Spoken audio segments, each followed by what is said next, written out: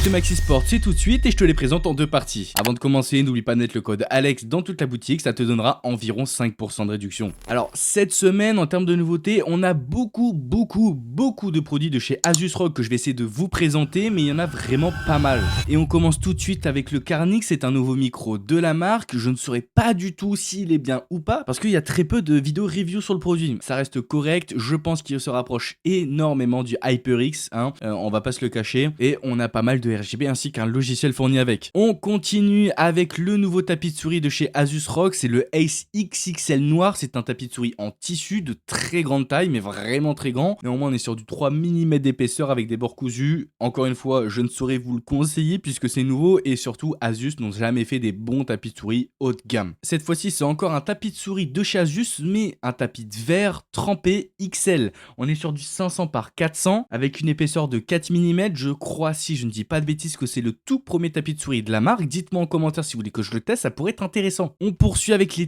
toutes nouvelles souris de la marque qui sont déjà bientôt en rupture de stock. On en a 3 modèles, on a le Kiris 2, on a la Harp 2 et on a la Harp Ace Extreme. Alors celle-là c'est la plus chère et je vois que déjà qu'il n'y a plus beaucoup de stock.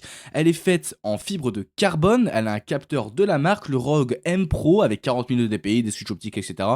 Tout est fait par la marque. J'évoque très vite fait les deux autres souris, mais globalement on est un peu sur les mêmes specs, juste une différence de prix et une différence de forme surtout. Ça va être peut-être du Claw, du Palm, ce sera à définir. On poursuit avec les nouveaux casques également de chez Asus ROG. Décidément ils ont fait beaucoup de produits actuellement.